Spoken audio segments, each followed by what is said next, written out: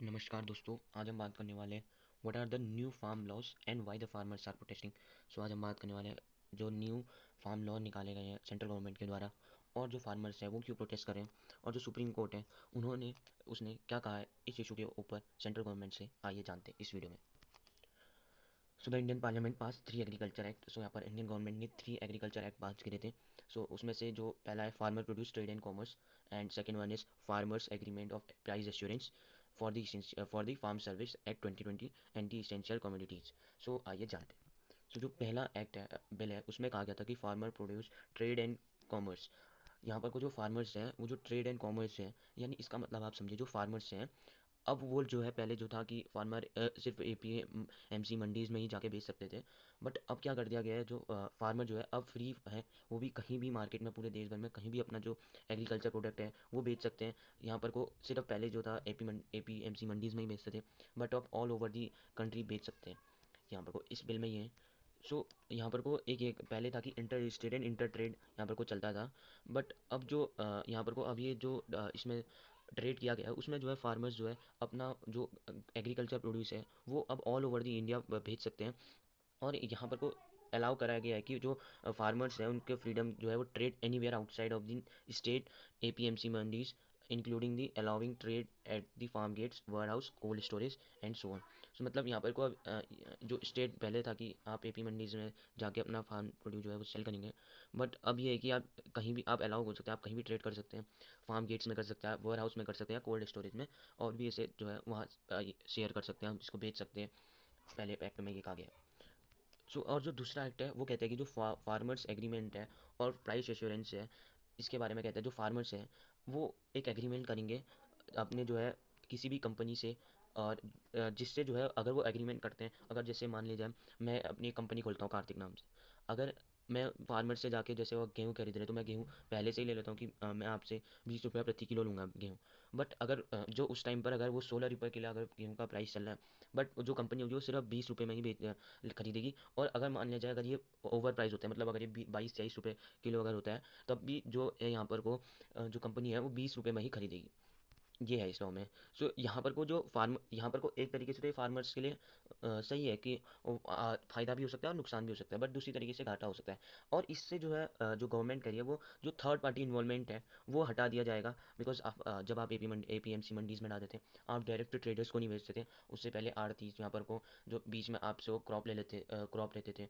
सो पहले वो आपसे जो है थोड़ा सा यहाँ पर को आपसे थोड़ा सा वसूल करेंगे यहाँ पे से रुपया, फिर उसके बाद वही कमीशन जो है वो ट्रेडर से कमी से ये, तो ये जो बीच में आड़तीस था, सो ये इससे काफ़ी पैसे कमा रहे थे। बिकॉज जो एपीएमसी मंडीज़ है, ये जो रूल है ये बहुत पुराना है। सो इसमें अब थोड़े से चेंज करे जाएंगे। ये कहा गया था जो है किसानों द्वारा इसमें चेंज करे जाए, बट अब इसका प्रोटेस्ट हो रहा है। और जो ये एग्रीमेंट है कवर करता है जो between the farmers and the sponsor terms then cover simplify of the quantity standard price as well as farmer service. और यहाँ पर को जो एग्रीमेंट है वो must have the minimum duration of one cropping season और the production of cycle of life stock. So यहाँ पर को ये जो एग्रीमेंट रहेगा वो मिनिमम जो है जो क्रॉपिंग सीज़न है उस वन क्रॉपिंग सीज़न, मतलब अगर मैं यहाँ पर को रबी क्रॉप का मैं बोता हूँ, सो तो वो रबी क्रॉप के स्टार्टिंग से जो नेक्स्ट क्रॉप बोऊंगा तब तक का उसका मिनिमम जो है वो ड्यूरेशन रहेगा, या फिर अगर कोई उससे ज़्यादा जो लाइफ स्टॉक है, ये साइकिल ऑफ लाइफ स्टॉक इसके बराबर का रहेगा। So the maximum duration can be the 5 years. So यहाँ पर जो मैक्सिमम ड्यूरेशन है वो 5 ईयर्स तक रह सकती है। The for the production cycle beyond 5 year the period of agreement can be manually decided by the farmer and the sponsor. यहाँ पर को फिर 5 ईयर के बाद वो मैनुअली डिसाइड करा जाएगा फार्मर और रिस्पॉन्सर के जो इससे खरीद रहा है। सो अब यहाँ पर को एक बात आती है कि तो ये है तो फार्मर यहाँ पर प्रोटेस्ट क्यों कर रहे हैं। सो यहाँ पर जो दूसरा का लॉ लॉ है ये कहता है कि जो फार्मर्स हैं वो अपना सामान जो है किसी में भी बेच सकते हैं, किसी भी ट्रेडर्स को बेच सकते हैं। बट अगर हम ले लेते हैं कुछ सारे फार्मर्स अभी जो है मंडीज अभी चलते हैं, बट धीरे धीरे करके जो सब फार्मर्स जो है प्राइवेट कंपनी को सेल करेंगे। तो फिर अगर उस टाइम पर जो है अगर जैसे मैंने बोला था कि 20 रुपये किलो अगर यहाँ पर को राइस है, गेहूँ है, लेकिन अगर वो जो है उस टाइम पर जो है वो 22 रुपये किलो मिल रहा है, बट आप उसको 20 रुपये किलो बेच रहे हैं। सो यहाँ पर फार्मर्स का कहना है कि इस चीज़ को भी जो है एमएसपी से जोड़ा जाए, कि क्योंकि एमएसपी मतलब है मिनिमल सपोर्ट प्राइस यहाँ पर को है। तो इसका मतलब जो है मिनिमम सपोर्ट प्राइस फार्मर्स को मिलना चाहिए, अगर जो गवर्नमेंट देती है। सो समझिए एमएसपी कहाँ पर यूज़ होता है। एमएसपी यूज़ होता है जहाँ पर को जो है गवर्नमेंट आपसे किसानों से राशन लेती है और उसको जो है स्टोर करती है। फिर स्टोर करने के बाद जो है वो गरीबों में बांटती है। सो ये पर्पज़ होता है एमएसपी का। बट अब यहाँ पर को ये है कि अगर उस टाइम पर रेट हाई चल रहे होंगे और जो किसान, अगर यहाँ पर कंपनीज बोलेंगे कि आपकी फसल अच्छी नहीं है, ये सब कुछ बोल के जो है आपके रेट गिराने की कोशिश करेंगे। सो यहाँ पर को किसान बोलने की या तो हमें एमएसपी के बराबर एमएसपी मिलनी चाहिए, यानी मिनिमम सपोर्ट प्राइस मिलना चाहिए, या तो यहाँ पर को इस लॉ को जो है इम्प्लीमेंट नहीं करना चाहिए। सो अब यहाँ पर को बात करते हैं, in case of seed production sponsor are required to pay at least 2/3 of the agreement amount time of the delivery. यहाँ पर को 2/3 ऑफ द जो अमाउंट है वो एग्री करना यहाँ पर देना पड़ेगा डिलीवरी के टाइम यहाँ पर को, और बाकी का जो है वो 30 डेज का टाइम होगा फॉर डिलीवरी।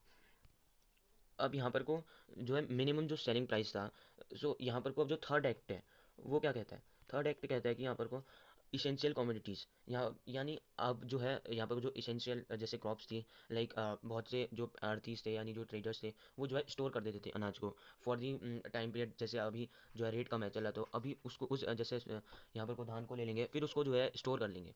सो स्टोर कर लेंगे तो उसके बाद जो है यहाँ पर को अभी तक था कि सिर्फ एक मैक्सिमम अमाउंट तय करा था यहाँ पर गवर्नमेंट ने कि उसी अमाउंट में यहाँ पर को उतना ही अमाउंट यहाँ पर स्टोर करा जा सकता है। बट अब गवर्नमेंट ने जो है इससे जो है यहाँ पर हटा दिया है। अब जो है यहाँ पर को जो इसेंशियल यहाँ पर को जो क्रॉप्स हैं उनकी जो अनलिमिटेड स्टॉक कर सकते हैं। सो जिससे अब ये खतरा बना है कि फार्मर्स को, कि अगर जैसे मान लिया जाए इस साल जो है फसल का जो रेट है वो 20 रुपये किलो है, बट जो नेक्स्ट साल वही रेट जो है अभी फार्मर जो ट्रेडर्स हैं वो स्टोर कर लेते हैं। बट जो आने वाले टाइम में अगर जैसे अगले साल जो है वहाँ पर को वो बोलेंगे कि क्योंकि उनके पास पहले से ही उस चीज़ का स्टॉक बना हुआ है। सो जिस वजह से जो यहाँ पर को ट्रेडर्स हैं वो बोलेंगे कि आप हमारी जो इस उपज है वो अब या तो 18 रुपये में बेचो, नहीं तो हम नहीं खरीदेंगे, क्योंकि हमारे पास पहले से स्टॉक पड़ा हुआ है। तो स्टॉक पड़े होने की वजह से यहाँ पर को जो किसान है वो इसीलिए बोल रहे हैं कि यहाँ पर को या तो हमें यहाँ पर को इस लॉ को यहाँ पर को हटा दिया जाए, नहीं तो एक मैक्सिमम यहाँ पर को क्वांटिटी रखी जाए स्टोर करने की। सो यहाँ पर को जो the farmer act make the agriculture as free as other sector. तो यहाँ पर को जो फार्मर यहाँ पर को सेक्टर है वो अभी हम कह सकते हैं 50% से ज़्यादा हमारी जो पॉपुलेशन है इंडिया की वो यहाँ पर को सिर्फ डिपेंड है फार्मिंग में। सो यहाँ पर को जो है एक inter state and the inter state transactions जो है ये होने चाहिए between the price of the farmers. So अब यहाँ पर को जो है सुप्रीम कोर्ट ने यहाँ पर को एक स्टे लगा दिया of implementing the farmers law until the further orders. यहाँ पर को जो सुप्रीम कोर्ट के चीफ जस्टिस हैं उन्होंने यहाँ पर को अभी जो है इस फार्मर्स लॉ पर जो है स्टे लगा दिया है, और सुप्रीम कोर्ट ने अभी कहा है कि हम 4 मेंबर कम्युनिटी बिठाएंगे तो यहाँ पर को फार्मर्स और सेंट्रल के बीच जो वो रिपोर्ट जो है उसके बाद हम सुप्रीम कोर्ट को दी जाएगी, उसी के बाद जो है ये इंप्लीमेंट होंगे या नहीं होंगे ये सुप्रीम कोर्ट तय करेगी। The court today, यहाँ पर corporation of the protesting farmer and said no power can prevent it for the setting up the communities resolve the statement over 3 farms law. So यहाँ पर को जो we are not connected about the protesting the lives and the property of the citizen of India. We want to solve the problem, said the bench of CGI. यहाँ पर जो CGI है उन्होंने साफ तौर पर कह दिया कि जो यहाँ पर को प्रोटेस्ट कर रहे हैं सिटीजन्स ऑफ इंडिया, हमें जो है प्रॉब्लम को सॉल्व करने की यहाँ पर जिम्मेदारी है, ये कहा जो है CGI ने, यहाँ पर को बेंच ऑफ CGI ने। So the bench said no power can prevent it for the making of community to resolve this issue. So यहाँ पर को साफ तौर पर जो बेंच है सीजीआई अभी है श्री मिस्टर रंजन बोबड़े, सो उन्होंने यहाँ पर को कह दिया है कि हम जो है अभी इस प्रॉब्लम को रिसॉल्व करना चाहते हैं।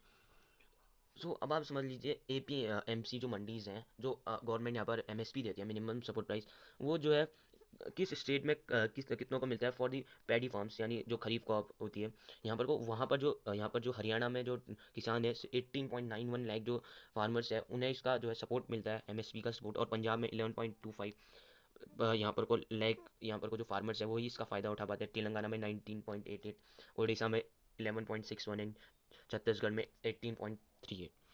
और वैसे ही अगर हम बात करें जो वीट फार्मर्स हैं रबी मार्केटिंग सीजन में, यहाँ पर पंजाब के जो फार्मर्स है वो 10.49 लाख जो है यहाँ पर फार्मर्स इसका फ़ायदा उठा पाते हैं। 7.80 हरियाणा में, 2.19 यहाँ पर को राजस्थान में, 6.63 यहाँ पर को मध्य प्रदेश उत्तर प्रदेश में, और 15.93 यहाँ पर मध्य प्रदेश में। तो यहाँ पर साफ है जो पंजाब और हरियाणा के जो यहाँ पर फार्मर्स हैं उनको जो है बहुत सपोर्ट मिलता है एमएसपी से। सो यहाँ पर को जब ये फार्म जो गवर्नमेंट है उसने इम्प्लीमेंट करे थे ये जो 3 लॉ, सो उसमें जो यहाँ पर को जो विपक्ष है उन्होंने जो सवाल उठाए थे, तो उसके बाद जो गवर्नमेंट ने वो क्लैरिफिकेशन दी थी। So the MSP has for the rabi season वो अनाउंस करेंगे, but the MSP will continue, यहाँ पर को एमएसपी कंटिन्यू रहेगी ये कहा दिया था। यहाँ पर को for non-stop functioning under the new system farmers will option to sell their products other places। यहाँ पर को ये यहाँ पर को ये भी सफाई दी थी गवर्नमेंट ने कि हमने जो है यहाँ पर को गवर्नमेंट फार्मर्स को अधिकार दिया कि वो अपना जो प्रोडक्शन है वो कहीं भी जाके सेल कर सकें। सो यहाँ पर को एक बात और समझ लेना है कि अ, यहाँ पर को फार्मर्स प्रोटेस्ट कर रहे हैं। सो फार्मर्स जो प्रोटेस्ट कर रहे हैं वो क्यों कर रहे हैं, क्या उसकी वजह है? देखिए सिंपली जो फर्स्ट जो लॉ है वो ये कहता है कि आप कहीं भी जाके जो है अपना जो क्रॉप है वो कहीं भी जाके सेल कर सकते हैं। बट अब ये होगा कि जब एपीएमसी मंडीज़ में आज तक जो है ट्रेड फार्मर्स जो होते हैं वो एपीएमसी मंडीज़ में जाके सेल करते थे। बट अब देखिए कोई भी अगर यहाँ पर किसान है वो हरियाणा में है, बट हरियाणा में उसको अच्छी कॉस्ट नहीं मिली, बट वहीं उसको मध्य प्रदेश में अच्छी कॉस्ट मिली, तो वहाँ जाके वो बेच रहा है, तो ये एक तरीके से अच्छा है। बट यहाँ पर को अगर हम इसका दूसरा एक्सपेक्ट समझें तो उतना जो ले जाने में जो ट्रैवलिंग का खर्चा आएगा, जो उसका स्टोरेज का वहाँ जाके खर्चा आएगा, तो ये जो बिकॉज 85% ऑफ जो फार्मर्स हैं उनकी 2 हेक्टेयर से कम जो है यहाँ पर को ज़मीन है। सो उनको जो सरकार ने जो है स्मॉल फार्मर्स के तौर पर यहाँ पर रजिस्टर किया है। और जो सेकंड वाला है उसमें साफ तौर पर ये है कि जो मिनिमम सपोर्ट प्राइस जो है इस वजह से यहाँ पर फार्मर्स को डर है सेकंड वाले लॉ की वजह से कि यहाँ पर को जो एमएसपी है इस वजह से खत्म हो जाएगी, एपीएमसी मंडीज खत्म हो जाएगी। बट यहाँ पर गवर्नमेंट ने कहा है कि एपीएमसी मंडीज यहाँ पर खत्म नहीं होगी, बिकॉज क्योंकि अभी तो जो कंपनियाँ हैं वो अच्छा रेट देगी, बट बाद में कंपनियाँ जो है वो आपका रेट गिरा देगी। और जो थर्ड वाला है उसमें आप अनलिमिटेड अमाउंट ऑफ जो स्टोर कर सकते हैं अपनी फसल को। बट यहाँ पर को फिर ये हो जाएगा कि जब आप अनलिमिटेड अमाउंट ऑफ जो कोई भी फसल अगर आप स्टॉक कर रहे हैं फॉर द नेक्स्ट सीजन, यहाँ पर को फिर जो ट्रेडर्स हैं जिन्होंने स्टॉक करा है वो कहेंगे कि आप हमें सस्ते में बेचते हो तो हम लेते हैं, नहीं तो हमारे पास है। सो इस वजह से यहाँ पर को जो किसान है वो डरे हुए हैं। सो ये था इस लेक्चर का and. So thanks for watching this video.